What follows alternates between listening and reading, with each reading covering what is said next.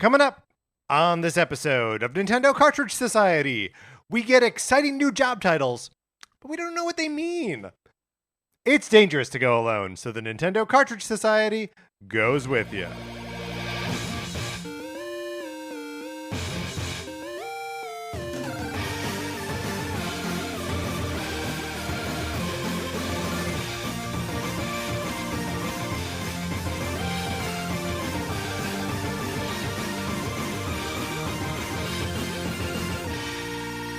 Welcome to Nintendo Cartridge Society. My name is Patrick Ellers, and I am joined, as I am always joined, by my co-host, Mark Mitchell. We've got a good show for you today. We're going to be talking about the news from the week, including updates out of Nintendo Live. And then on Thursday, we are for real this time celebrating the 1-year anniversary of Splatoon 3 by elevating our favorite Nintendo hosts with special guest Drew Mackey. But Mark, in the meantime, how's it going? It's going great. I love when we plan to do an episode. Yes. And then it's interrupted by a Nintendo Direct. Like, if you're going to get interrupted by something. Yeah, get interrupted by a Nintendo Direct. That's a great thing for it to happen to. It's some of the best news there is. It's true. Right? Yeah. Like, when else is there like, oh, did you hear there's a something? And if it's a Nintendo Direct, you're like, great. Anything else, you're kind of like, oh no. Oh, or you at least have to think about how you were going to feel about it. Totally, yeah. Nintendo Direct, you can always, you can almost always be happy about a new Nintendo Direct. I'm trying to think of a time where I would be sad about a new Nintendo Direct.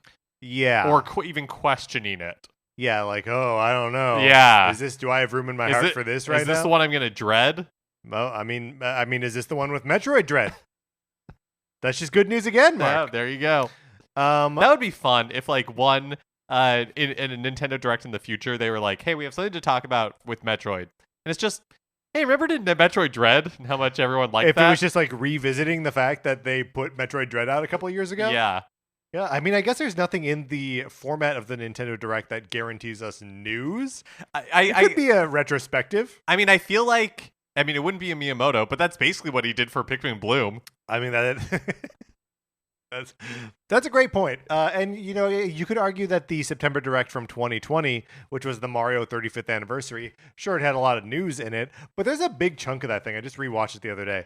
There's a big chunk of that thing that is just showing you Mario games. Yeah, I mean, Nintendo, take a lap sometimes. Yeah, you know, you're fine. You've earned it. Take a lap, like victory lap, like a victory lap, and an important distinction because also like that can be a punishment, right? Where it's like, hey, Nintendo, take a lap. You didn't get enough free throws. Take a lap. Fiber. Take a lap.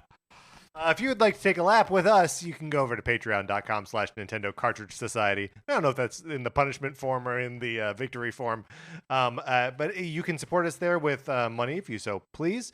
We appreciate it when you do, but you are, of course, not obligated to do anything of the sort. If you support us at the 8-bit or 16-bit levels, you do, however, get access to our ongoing miniseries. We put out one episode a month. We did one on the great detective shows of television called NCS Detective Club. We are making our way through NCS Goes Broadway. Our episode on Les Miserables just came out last week, so check that out if you are subscribed at those levels. Yeah, thank you so much to all of our Patreon subscribers. We appreciate it so much. Thank you to all of you who are listening, and if you're interested in talking to us more about Nintendo or other things, you can get in our Discord. Yep, and the way to do that is to email us at nintendocartridgesociety@gmail.com. We will send you an invitation, then you come on in there, and we just talk about Nintendo stuff all the time. When there's a Direct, Mark, it's the place to be. It's the place to be. Everyone in there is genuinely excited about what's going on and wants to participate in a measured, even conversation about it. So, I can't say that about literally any other space on the internet. But all right, Mark, are you ready to get into what we've been playing this week? Yeah, let's do it.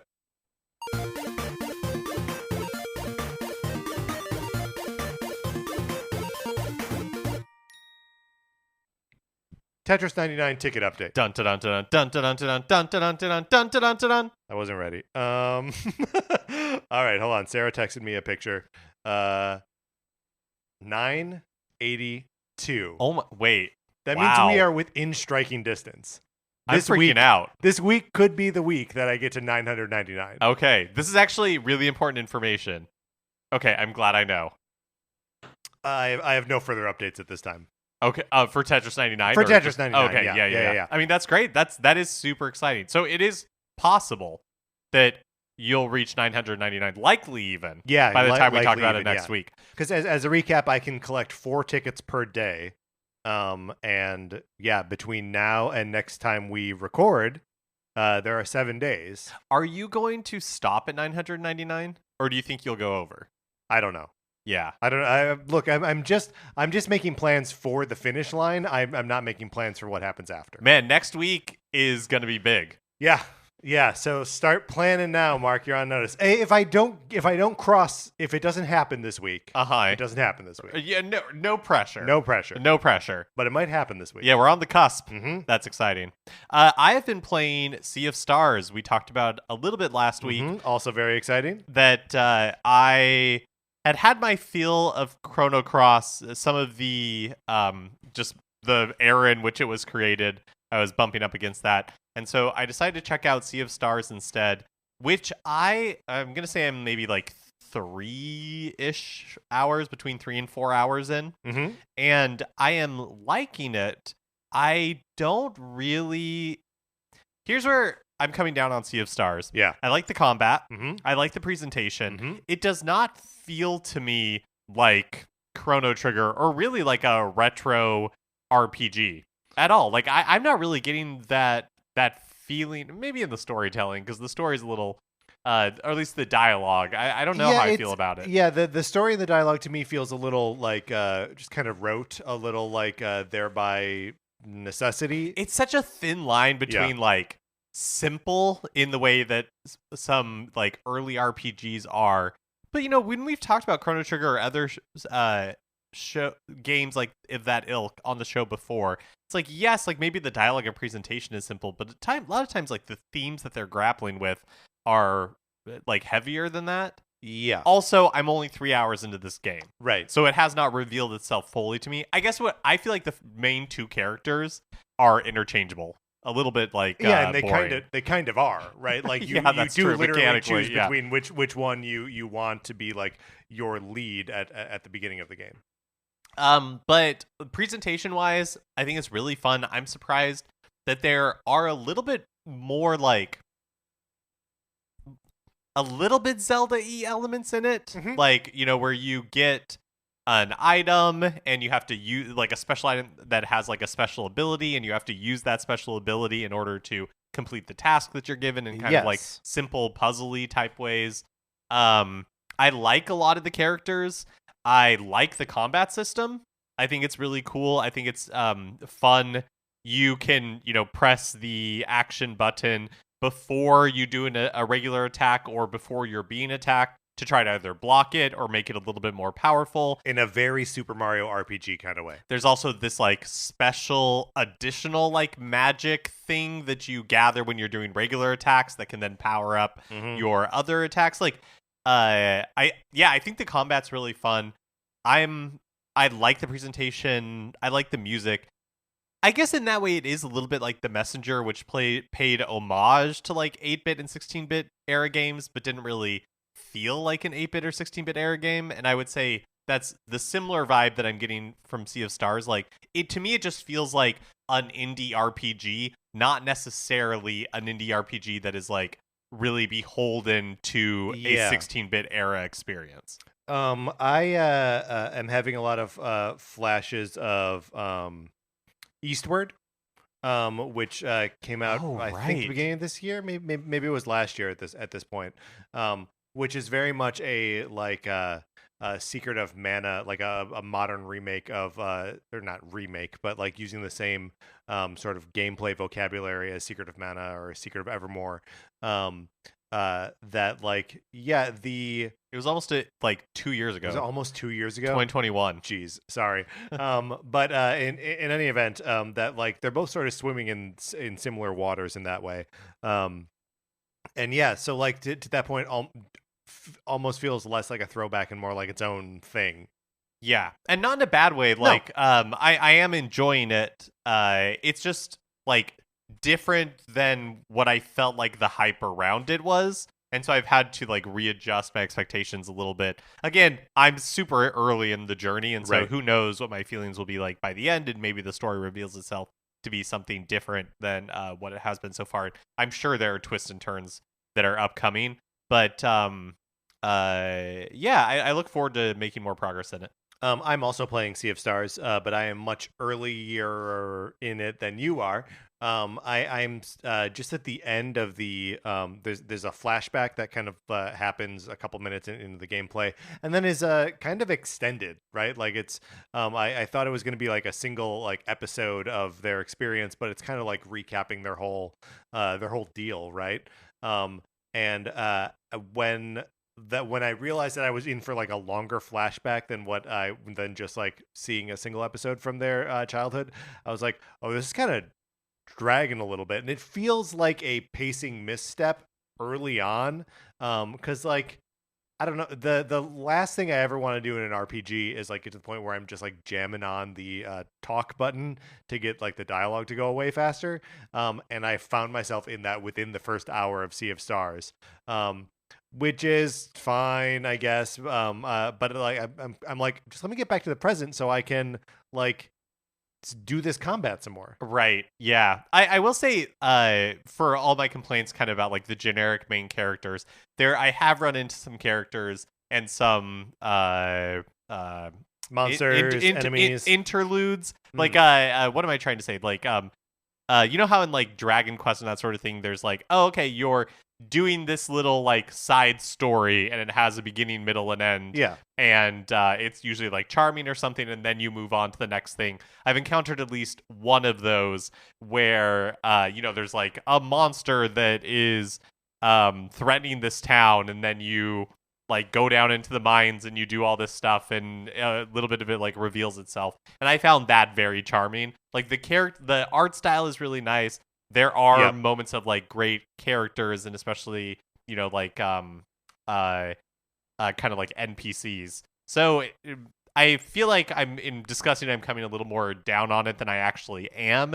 It's just like I said, just I'm having to like reconfigure my expectations for what this game is. Yeah. Well, and I don't know, the beginning of any RPG is tough. So right? true. So yeah, we will both keep playing, and we will report back on more stuff as we go. Mark, because this is just what 2023 has turned into, I've been spending a lot of time with another game that looks like a 16-bit classic game. Teenage Mutant Ninja Turtles Shredder's Revenge, the Dimension Shellshock DLC dropped last Thursday, and I picked it up right away. It's on sale for like 10% off, so you can get it for like $7.20.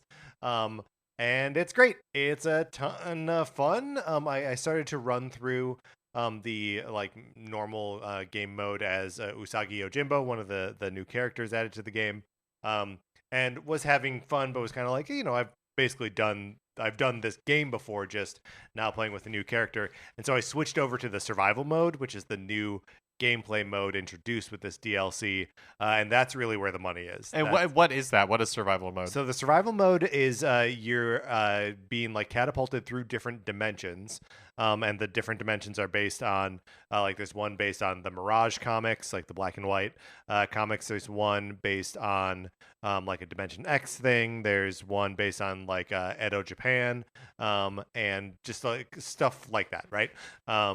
And there's one that's like a dark future and other kind of cool settings like that. And what happens is you go into like these little rooms. They don't scroll at all. It's a single static screen. And then you're like beset with little combat challenges. And at the end of the combat challenge, you can choose between going through two different portals. The portals offer power-ups or like little gems, and you need a certain number of gems to advance on to the next dimension. So you just kind of like keep doing this, making like sort of like trade-offs between like, do I want to get closer to the goal, or do I want a power-up to help me get through like the next one of these? And the combat is varied. The enemies are, they're replaying a lot of the enemies from the main game, but they're also like totally new ones. And there's also a cool they do a fun job of like deploying bosses in different configurations. So like you can encounter Bebop and Rocksteady together, or you can encounter Toka and Razor together, or you can encounter like Ground Chuck with Bebop, or like just just Toka, or like Metalhead and one of the other ones. It's a fun, like, it just like mixes it up. And it's very, very fun, and I'm finding the sort of like chase of that and the leveling up of that very compelling and exciting.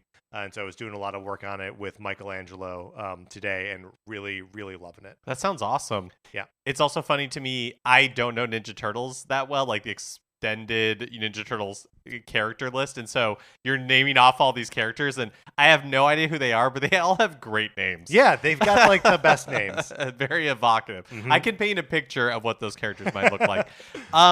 So another thing with Sea of Stars, which is related to something else I wanted to talk about, I have been watching, it's like 9.5 hours long, so I've been watching it like, yesterday I was folding laundry and watching a little bit of it, so just bits and pieces here and there. In 2019 at Awesome Games Done Quick, there was a Final Fantasy IX speedrun that is like, it's 9.5 hours because there's not like major skips you can do. The game's across 4 discs? Yeah. So you're kind of limited like that, but they've just optimized the run so well. And so it's like 3 or 4 different people that kind of like every disc are like changing off. But it's been so much fun to watch. I haven't played Final Fantasy IX for a really long time. And what this run does, because they can't really skip a lot of story that, like other games where you can really like take shortcuts is they do a good job of like kind of highlighting the elements of the story as they're going along. And it's just been really fun for me because it made me realize how much I love Final Fantasy IX. And I don't know the next time that I'm going to be able to play that game, but to have this speed run on and just kind of like doing other stuff but checking in on it, it's been a lot of fun. They also did one the previous year or the next year, maybe it was AGDQ 2020. They did one for Final Fantasy VIII, the same group, and I'm looking forward, because it's been so long since I played that game, like looking forward to checking that one out. But it made me think of Sea of Stars because, I'm watching the replay of Final Fantasy IX, and it's like, ooh, this is a game like I've already played, so like I know it and I have nostalgia for it. And it's difficult with Sea of Stars because that's like what it's immediately up against when you're trying to evoke that Chrono Trigger like feeling. Totally. It's like, ooh, you're like, and so it's not really fair for me to say like Sea of Stars isn't living up to Chrono Trigger because 1, I haven't played all of Sea of Stars, right, and 2, I don't have like the nostalgia for it. You were 9 when you played. Yeah, Chrono so like Trigger, like I think about Chrono Trigger and it makes me feel one way, and Sea of Stars has a lot of work to like get to that point. So it's just a hard thing to be measured against. But anyways, if you ever have like something you want in the background for 9.5 hours, Final Fantasy IX 2019 speedrun it, Games Done Quick, is a lot of fun. It's very like you saying I don't know when the next time I'm gonna have the opportunity to play Final Fantasy IX like sent a little bolt of sadness to my heart, because I'm like, oh yeah, I'm probably never gonna play Final Fantasy IX ever again. Right? Like, right. It's just such a commitment. Yeah. And so that's why I've really enjoyed, because I feel the same way. Like, I honestly don't know if I'll ever be able to play it again.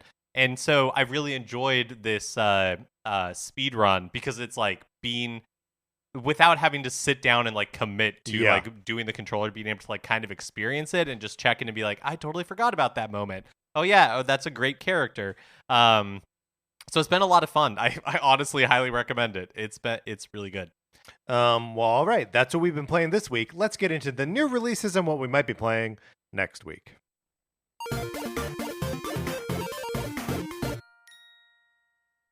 Today, September 5th, Rune Factory 3 Special is released. This is a Nintendo DS game that has been remade and is coming to Nintendo Switch. And the reason I'm calling this out is it was part of the September 2022 Nintendo Direct, so almost a year later, making it to store shelves.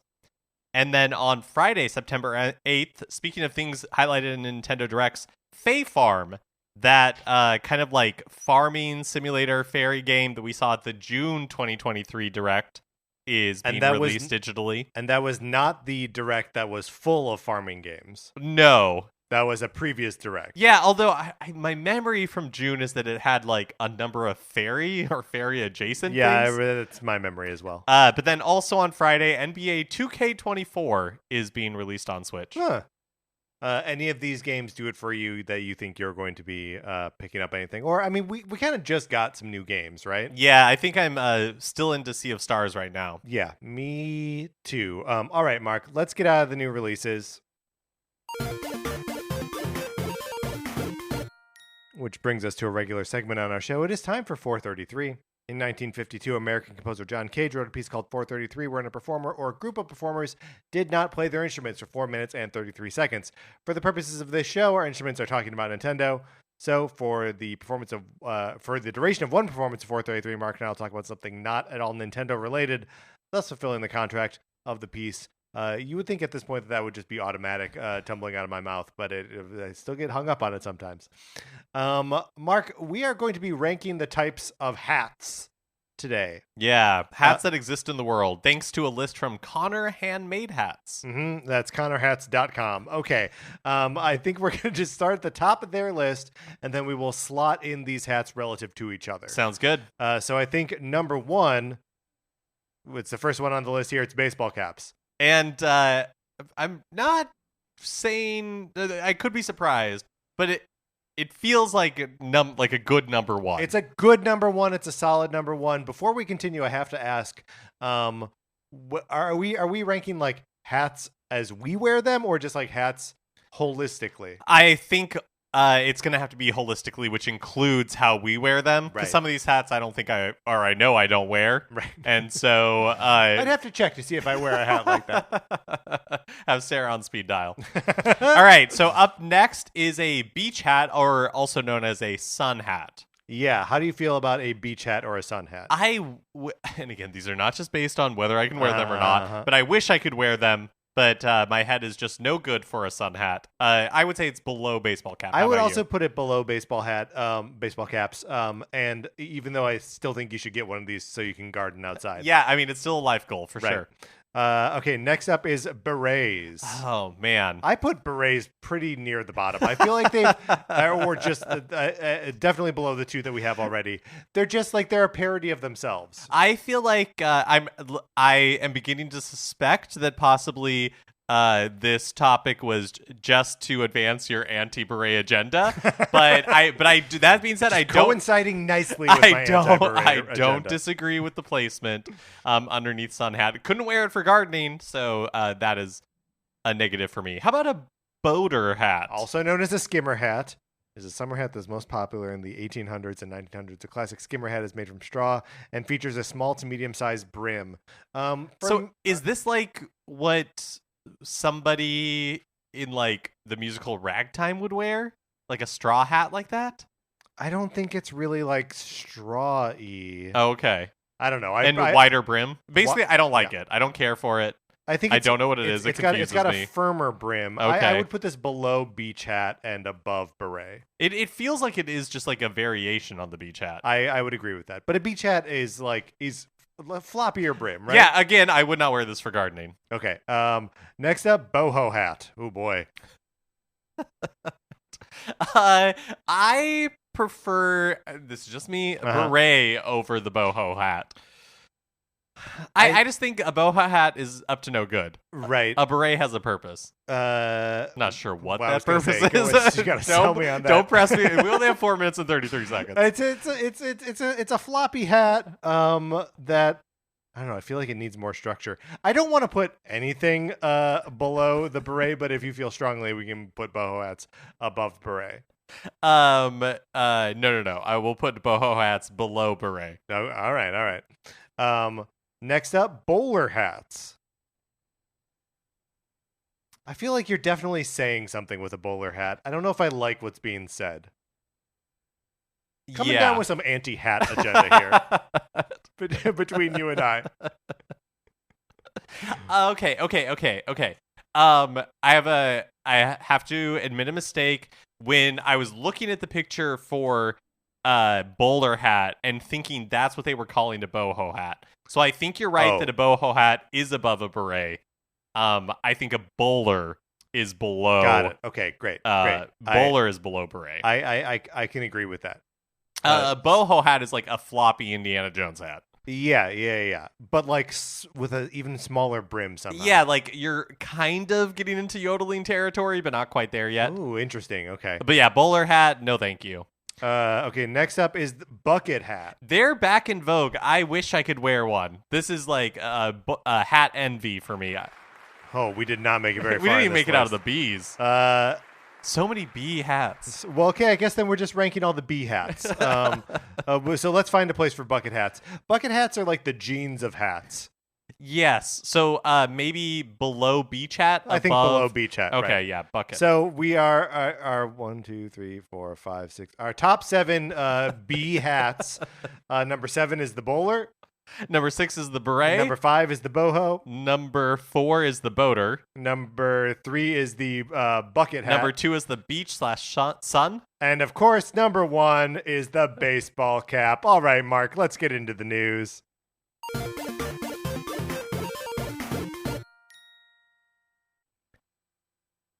Nintendo hosted the first.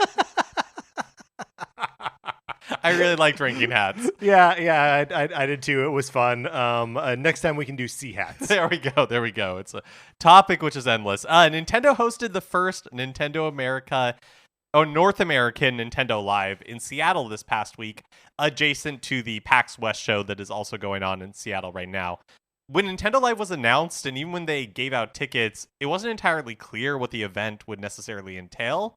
But hey, now that it's happened, we do in fact know. Yes. So I think, like everything with Nintendo, they can tell us what's going to happen, but until it has happened, I don't think we get it. No. But now I feel like I get it a little bit more. One thing that was, I would say, like one of the headliners of the event is that Super Mario Bros. Wonder was indeed available to play on the show floor, which I think necessitated the Super Mario Wonder Direct happening on the day before the event started. Yeah, and we will talk more about like impressions from like hands-on with Super Mario Bros. Wonder, but it kind of became apparent through the course of the day of the Direct that there were lots of outlets that had been sending people to New York to play Super Mario Bros. Wonder. But so like that, which, all like kind of coalesces around the time of the Direct, and then Nintendo Live being the first time for the public to get their hands on it. Yeah, that's right. Also, I would say based on the coverage that I saw, it seems like the largest amount of things to do at Nintendo Live was that there were lots and lots of photo ops. Yeah. So, they had like mouthful mode car Kirby from Kirby and the Forgotten Land that you could take a picture with. They had Pikmin one. They had Animal Crossing. Like, they just had lots and lots of photos opportunities, which sounds like a ton of fun to me. I would love a picture with mouthful mode car Kirby. Of course. I mean, and they also had some of the some stuff from previous E3 displays too, right? Like the or I don't know if they could have been like recreated or whatever, but like the Super Smash Brothers stuff was there. I saw that stuff in 2019. Yeah, 2018. Yeah, no, I do think they took a lot of these things out of storage. Like at City Walk, Universal City Walk in Hollywood, for the Super Mario Brothers movie, they had like the Mario Brothers van, like the plumber van there at City Walk, and then it was also at Nintendo Live. Got it. So I think it was kind of like a collection of the things that they had from previous events. Well, and it's just interesting that like Nintendo hasn't done E3 for the last 3 years, right? And possibly never again. But like they still got this itch to like make the stuff, There was a Legend of Zelda concert. There may have been other ones, but that was the one that I was familiar with.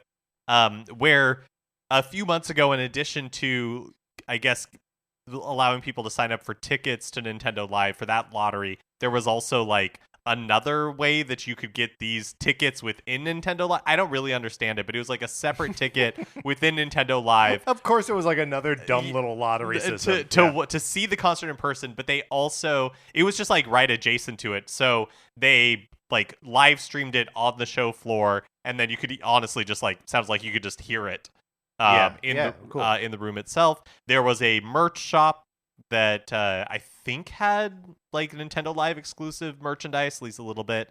There was the occasional character meet and greet where like a mascot character would come out. Oh, hello. I saw a picture of one of Kirby, and apparently just like a little chunky Kirby. Yeah. And apparently the room was really crowded. So the Nintendo people were like telling people to make way. Make way for so Kirby. It just looks like there's like a tiny, like a perfect Kirby-sized path that people were making, to allow Kirby to walk through. That's very funny. There were, of course, the Smash Brothers Ultimate and Mario Kart 8 Deluxe tournaments that we knew about beforehand. But overall, it didn't seem like anything. And then other demo stations for games that had previously been released. Super Mario Brothers Wonder was the one like unreleased game that they had demos for. It sounds like the lines were, at least to get in, were pretty crazy. So listener and friend of the show, Paul C. Pace, was able to attend, and he said on Discord that he waited 2.5 hours to get onto the show floor itself. Which is a lot. Which is a lot, but then like only 15 minutes to play Super Mario Brothers Wonder. Right. He also said that the Super Mario Brothers Wonder demo ruled. And which is very exciting. Apparently, in multiplayer, you no longer bump into each other like you did in New Super Mario Brothers. Yes. Well, so part of this is addressing the online gameplay components that were so difficult for previous like Mario games to sort of nail down. In games like Super Mario Maker and Super Mario 3D World, you can take them online, play them online, but because the games require this like constant input from both players about like positionally where they are on the map, so that they can like their physics can affect each other. That means that the game is constantly waiting for the input from two different systems, and then has to like give that information back to both those systems. It's the same kind of problem with fighting games, which has been sort of alleviated by the companies that actually use rollback netcode with rollback netcode. It's something that was pioneered with a system called GGPO that would let fighting games just function on like a little bit of a lag, but the lag is universal, so like your brain kind of adjusts to it, and it uses like predictive technology to guess what the player is going to be doing for the next frame, and then inputs that, and if what they end up doing is different from what it expects you to do, then it auto-corrects for it, and all that just happens a split second later, and there's no like stuttering. It always keeps up. But not everyone, even in the fighting game world, does that. The new Tekken game is reportedly not going to be using rollback netcode. Tekken, made by Bandai Namco, who also made Super Smash Bros. Ultimate, has the same problems with online. Anyway, all of that kind of wrapped up in the problems that Nintendo has had with platforming games online in the past, and seemingly just taking the fact that the characters can interact with each other and like move each other off position, eliminating that eliminates the same problem of always waiting for and like necessitating input from both systems before advancing to the next frame. But why would it matter for this game when there is no online like multiplayer where you can like bump into each other? No, but there is online that you can play with people at the same time. No, there's not. There's like the shadow stuff, but they're not able to like affect you. You're not playing at the same time. I don't think so. Yeah, you are. I don't think that exists in this game. I'm pretty sure it is in this game. I don't think so. I don't think that exists for somebody's got to be the tiebreaker here. Somebody's got to write in and let us know, because I don't think that is a function of Super Mario Brothers Wonder. I think it is, but but I do think that the messaging out there is confusing about what the multiplayer and what the online multiplayer actually entails. And I think much like Nintendo Live, we will know when it is in our hands and we can see it. But thank you, Paul, for sharing photos and everything on Discord, and hope you had a great time. It looked like a lot of fun. I hope that they do this again in the future. And it seems like it was, unsurprisingly, it seems like it was successful for them. Right. So it'll be interesting to see what Nintendo Live expands to in the future, especially if E3 truly is gone forever. God, it feels like it just is, right? Yeah. Speaking of Super Mario Brothers Wonder, some previews went live shortly after last week's Direct, and now that people are getting their hands on it at Nintendo Live, we're learning some new details. And on the first, was it Thursday or Friday? It must have been Friday. They had a Nintendo Treehouse Live. There was about 25 minutes of some of the Treehouse employees playing Super Mario Brothers Wonder. And the funny thing about it is, there have been some Treehouse Lives where I watched it and I was like, oh, okay, now I understand something about this game that I didn't understand before. But I actually thought the Direct did a really good job of explaining everything, except maybe online multiplayer, which we disagree on. We don't understand. But otherwise, the Direct, the Treehouse Live, it was fun to watch, but I didn't feel like I really learned anything new about the game. Yeah. Not in a bad way, just I thought that was interesting that they did a good job of showing it all in the Direct. I mean, it is interesting that with a Mario game, it's kind of like, oh yeah, I get it. yeah, definitely. Yeah, the fundamentals are still Mario. We learned that in the game settings, you can turn off the Talking Flowers voice acting. Wow. Yeah, wow. So if you want, I'm willing to give the Talking Flowers a chance. I think it's possible that they're annoying, and I think somebody at Nintendo agrees, or because otherwise they wouldn't include this option. But you can turn off the Talking Flowers voices. Also, you can choose the language in which they speak, which may actually be what I do. If I can get them to talk Japanese, right, then that's 100% what I'm going to do. Talk Japanese. Yep. Look, I've been a longtime advocate for more specific volume controls in Nintendo games. Mario Kart 8 Deluxe. So it's nice to see that they're doing something like that here. Looks like you also have at least some measure of control over the button mapping on the controller. So if you have a specific preference to what dash and jump are, it seems like you may be able to change that. Okay.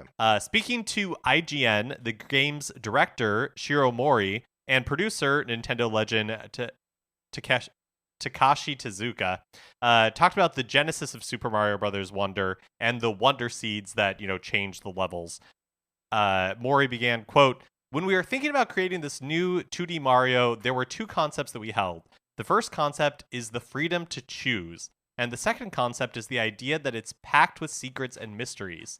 And this idea of secrets and mysteries, I think the original Super Mario Brothers was exactly that. But as we continued to create Mario games, this idea of secrets and mysteries started to become a standard or something expected, and that was a challenge that we saw. And so in order to overcome that challenge, there's something we tried.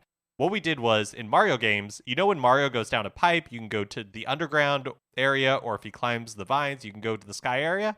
Well, we thought, what can we do to create an updated version of that? So one idea that came up was, when you use an item, you are taken to a different area. And so when we created a prototype and showed Mr. Tezuka this, he said, well, even if you're just taking the item, if you're transported to somewhere else, that's the same. Can't you just change the place as it is right now? Hey, it's a great point that hitting an item and then being transported to another location, kind of the same as climbing a vine or going down a pipe. Transforming the space, that is a novel idea. Exactly. And so they go on to talk about, Mori talks about how originally he was thinking that it would just be, oh yeah, we could do that in a couple of levels. And then Tezuka was like, you could, or we could do it everywhere. And so that's was the genesis of having a Wonder Seed for every level.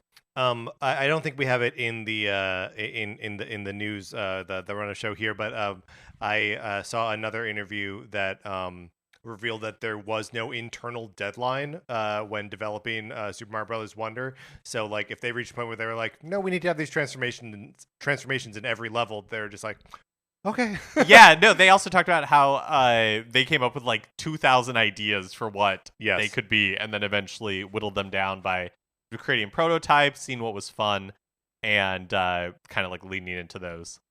I have a question, Patrick. Do you think that the Super Mario Brothers Wonder Direct takes the place of a September general Nintendo Direct this year? Because historically we get a general Direct in September before the Tokyo Game Show, and this year the Tokyo Game Show starts on September 21st. Yeah, so the last couple years, we have definitely had the Direct before the Tokyo Game Show. Last year, the TGS was on like the 15th. Something like that, yeah. And the direct was on Tuesday the 13th. So they generally avoid the week of Labor Day. So I think we can safely assume it is not. If there is a Nintendo Direct, it won't happen this week. But next week seems like a pretty solid candidate for me of when we could get a September Direct. It's been so long since we haven't had one. 2015 was the last time we didn't have one.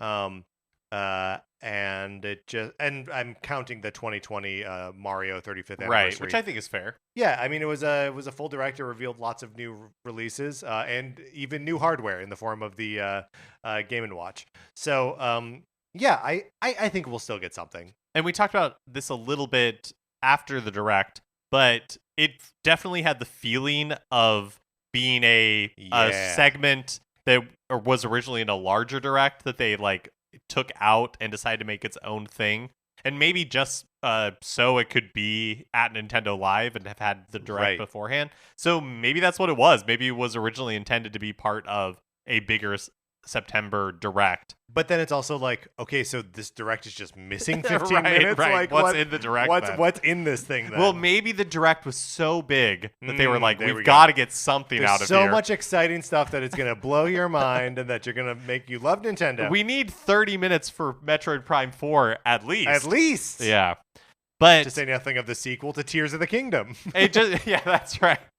But yeah, it just feels, I guess because we had the Super Mario Brothers Wonder Direct, it does make me wonder what could be in a general direct in just a couple of weeks. I mean, totally. And, we obviously have questions about the Luigi's Mansion Dark Moon. Dark Moon. It's not the Transformer movie. Or Dark Side of the Moon. Like, it's all of these things that it's not. And yeah, so we've got that, and we've got the Princess Peach game that are coming out next year. And would love to have more information about those too. So, speaking of things that may or may not be coming out next year, Switch successor rumors are beginning to pour in more regularly. Yeah, and like I never want to like spin us up into a lather about things that are probably not true or that are only partially true or whatever. But like, let's get excited. Yeah. I mean, there was word that Nintendo was showing it off to select journalists and developers behind closed doors at PAX West. We also have been getting some rumors. So dev kits for whatever comes after the Switch are reportedly in the hands of some key development partners, which we've heard a couple of times.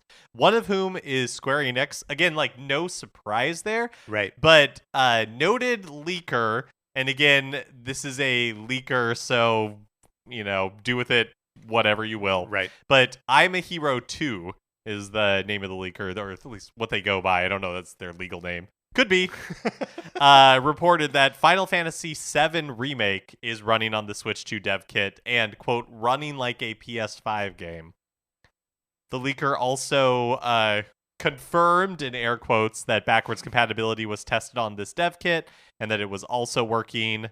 Some other rumors just from leakers in just online right now that the machine uses new cartridges, so not that big of a surprise. Not that big of a surprise that it would still be backwards compatible. I mean, we saw that with like previous Nintendo handhelds, but most recently the Nintendo DS and Nintendo 3DS. On the 3DS, they just put like a little nub. It's just a little nub. So that way you can't put it in in the DS card slot. I don't own a single one of those. And then I did all digitally. Oh, really? Yeah, the only 3DS cart that I've ever seen is your copy of A Link Between Worlds. That actually may be the only Nintendo 3DS cart that I bought. And I can't remember why I didn't buy it digitally. Maybe I got it as a gift or something. Yeah. What do you mean you don't know how I got my copy? I've spent more time with it now than you have. Yeah, that's true. By a magnitude of years.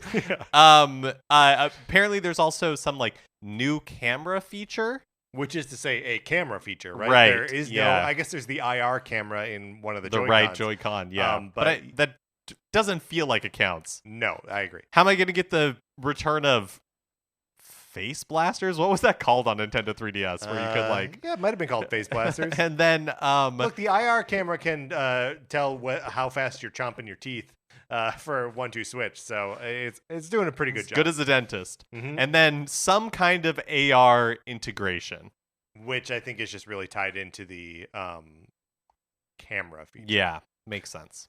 Final Fantasy VII Remake would be exciting to see that come to Switch. It's a great game. Yeah, I guess like the handheld part of it is what, the portability is what would make it really exciting. Yeah, well, and also just like the fact, because it hasn't been on Xbox yet, so like it's been kind of relegated to PlayStation platforms for the time being. But is there a PC version of it? Probably. Oh, okay. But I can't say for certain. The note that it is running looks like and plays like a PS5 game is interesting. That feels like baseless and unquantifiable. Yeah, like what does that mean? Right, and if it was quantifiable, those quantities would be listed among the rumors. So I don't know. I don't know what to make of any of this. I hope the thing is super powerful, but I'm kind of expecting it to be in the Nintendoist way possible. Good enough. Yeah, none of this sounds particularly surprising if it turns out to be true that Nintendo would continue down the road that the Switch laid out, like not looking to do anything crazy, adding a camera, having like some AR capabilities or whatever. But it also I wonder, that's the part where I'm like, oh, will Nintendo really go down that road? It feels like there has to be something. Yeah. It feels likely that there is something else.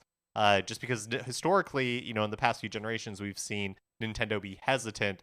Although, you could say the DS to the 3DS was not really that crazy. It's like they put 3D on there. Right. And the Game Boy to the Game Boy Color or even to the Game Boy Advance, those are like pretty linear upgrades. Yeah. Yeah, I mean, really, maybe just the Nintendo DS and Wii generation have been the craziest, side steps. Yeah, and then I agree.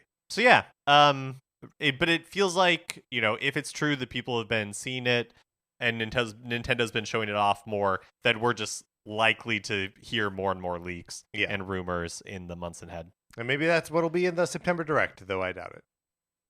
A little follow-up on the story that Charles Martinet will no longer be the voice of Mario in Nintendo games. IGN caught up with Nintendo of America president Doug Bowser and asked him about it. His quote was, quote, yes. Well, Charles has obviously been a voice actor with us for quite some time, and as we look for ways to keep Charles involved in Nintendo's business, we thought this was a nice transition for him. And Charles is very excited about it. I'll let Charles speak to it himself if he'd like to, but we would look forward to having him continue to represent Nintendo and, importantly, the Mushroom Kingdom as we go forward. I think people have recognized this when they see Super Mario Bros. Wonder. They'll hear a different voice, and we'll let that play out, and that'll be within the credits, and people will learn who the new person is at that point in time. But we don't plan to make any announcement in advance of that. Which is an interesting move. I don't know. I think they are still pretty. I still think the mindset is like, let's not make another Charles Martinet. There's no reason to, because who does the voice of Link? Right. So whatever they can do to anonymize the voice actors going forward, I feel like is probably just they need to replace the voice actor of Mario, and it becomes this like PR beat they have to answer for. And I think they just want to avoid that in the future. Yeah, interesting. I mean, one thing that I guess I'm just waiting for this darn video from Miyamoto and Martinet. Yes. Like, I wouldn't have even thought twice about it, except they promised it. It's true. And not a thing that I was like, what, obviously what happens next is after someone loses their job is we get a video announcement from the person losing their job and their employer together. Not something you actually expect. Yeah. So, I don't know. Do you think... I'm sure it'll someday happen. Yeah. But also would not surprise me if we just never see this video ever again. Yeah. I would believe that. I also thought it was funny in IGN's interview with Doug Bowser. Bowser's like, Charles is very excited about it, and I'll let Charles speak to it himself if he'd like to. And over the weekend at GalaxyCon in Austin, Charles Martinet was there, and he said, quote, I am now a Mario ambassador. I don't know what that is yet. I'm not retired, as it were, but I'm an ambassador. As we step forward into the future, we'll all learn exactly what that is. I'm not retired, as it were. So still doing voice acting, I think is what he's saying. Still doing voice acting, not at Nintendo Live. You're right. Oh, I just think it's funny that he's like, that Doug Bowser's that Doug Bowser's like it's super exciting. We're all excited for it. I'll let Charles talk about it. And Charles Martinet did talk about it and was like, I don't know what it is. But hey, it's still a cool title. It is still a cool title. I'm sure someone has pitched something to him and he's like, yeah, okay, I don't know. Tell me where to be. Yeah, exactly. Finally, Nintendo and Niantic revealed a new browser-based AR game called Pikmin Find. So stop right now, whatever you're doing. Go to your phone and Google Pikmin Find. It's a game you play in your browser, and it's you need to play it basically on a phone or an iPad or something. And it's an AR game where like you can see Pikmin in like your living room. And you like pluck them, and then you send them to like go get treasures. Yeah, it is kind what is of this? Yeah, what's happening and why? Yes, I don't know. It totally feels like another like Shigeru Miyamoto loves Pikmin. Yep, and they were like, it almost feels like a tech demo for something, and then they're just like, let's just put it out there. Yeah. I mean that feels right to me. That it is like very tech demo-y. But it's also like some of that functionality is already in Pikmin Bloom, right? Like you can go when you're dealing with your Pikmin, you can put them in an AR space if you want to. Right, it drains the heck out of your battery, so like it's not recommended. But like you can do it, just like you can do with Pikmin or Pokemon in Pokemon Go. But yeah, what's going on here? Yeah, but it's available now. It's free, and you can find it by searching for Pikmin Find. Yep. So there you go. Are we going to devote our lives to? We're going to start a Pikmin Find channel in the Discord. So I'm going to be waiting until Miyamoto shows up next year in a Nintendo Direct wearing a Pikmin Find T-shirt. Oh man, I still want that Pikmin 4 T-shirt. That or was it 3? What was it? Or just it had the big think it was P. just yeah. I know they were selling it on Nintendo's website for a little bit, but the like men's medium is gone and never coming back. So, you know, there are just some things, Mark, that we will have to learn to live without. All right, let's get out of the news. All right, that is going to do it for this episode of Nintendo Cartridge Society. Thank you so much for listening. Join our Discord. Email us at Nintendo Cartridge Society at gmail.com. We'll send you an invitation. Anthony DeLuca made our logo. I'm going to take it again. Anthony DeLuca made our logo. There we go. Our theme music is provided by 8-Bit Betty. You can get more of his music by going to 8bitbetty.com or by listening right now. For my co-host, Mark Mitchell, this is Patrick Ellers saying thank you for listening.